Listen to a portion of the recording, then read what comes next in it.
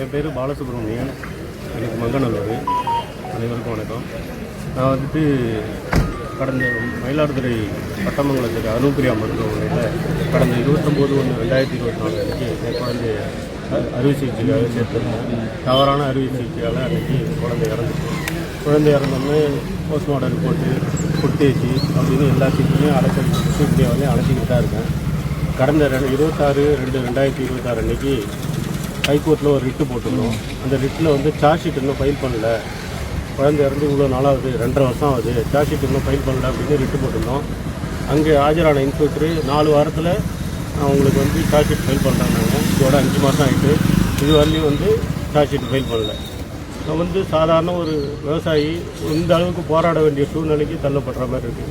அதனால தான் இப்போ மேடம் எஸ்பி மேடத்தை பார்க்க வந்தோம். அவங்க என்ன பண்ணியிருக்காங்க, இப்போ 1 வாரத்துக்குள்ளே உங்களுக்கு சார்ஜ் ஷீட் ஃபைல் பண்ணுறேன் அப்படின்னு சொல்லியிருக்காங்க.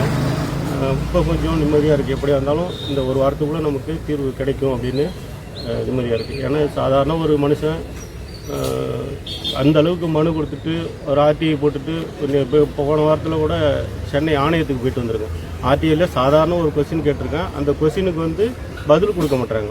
மேல்முறையீடு பண்ணி ஆணையம் போய் ஆணையத்தில் சென்னையில் போயிட்டு நான் வந்து பதில் வாங்கிட்டு வர வேண்டிய சூழ்நிலை இருக்குது. அவங்களுக்கு இப்போ ஷோகாஸ் நோட்டீஸ் கொடுத்துருக்காங்க இணை இயக்குனருக்கு 28க்குள்ளே இந்த கேள்விக்கெல்லாம் பதில் சொல்லுங்கன்னு.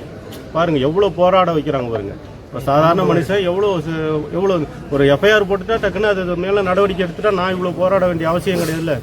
நானே எல்லா ஆதாரத்தையும் திரட்டி கொடுக்கணுமா?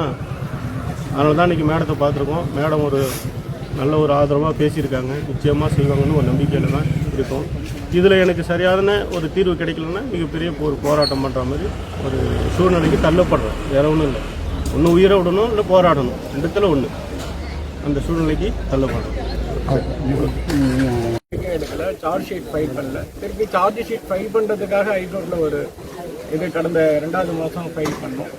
அதில் ஆஜரான இன்ஸ்பெக்டர் வந்து 4 வாரத்துக்குள்ளே வந்து சார்ஜ் ஷீட் போடுறேனாரு. இன்னி வரைக்கும் சார்ஜ் ஷீட்டு போடல. அவங்க மருத்துவர்களை வந்து அருண் பெரியா மருத்துவமனை அப்படிங்கிறது மிகுந்த செல்வாக்கு மிக்க மருத்துவமனை. அதனால் அவங்க சார்ஜ் ஷீட்டு போடாமல் இதை தடுத்துக்கிட்டு இருக்காங்க. அது சம்மந்தமாக நாங்கள் வந்து இப்போ மனு கொடுத்துருக்குறோம். இதில் வந்து அபினவ் டாக்டர் வந்து அரசு மருத்துவமனையில் வேலை பார்க்கக்கூடியவர். அவருடைய பணி நேரத்தில் இங்கே வந்து மயக்க மருந்து மருத்துவர். அவர் பணி நேரத்தில் இங்கே வந்து மயக்க மருந்து கொடுத்தாரு. அதை சரியாக கொடுக்காததால தான் அந்த குழந்தை இறந்தது அப்படிங்கிறது எங்களுடைய குற்றச்சாட்டு. எனவே காவல்துறை உடனடியாக சார்ஜ் ஷீட்டு ஃபைல் பண்ணணும் அப்படின்னு சொல்லி எஸ்பிகிட்ட மனு கொடுத்துருக்கோம். 1 வாரத்துக்குள்ளே நடவடிக்கை எடுக்கிறேன் அப்படின்னு சொல்லி எஸ்பி சொல்லியிருக்காங்க.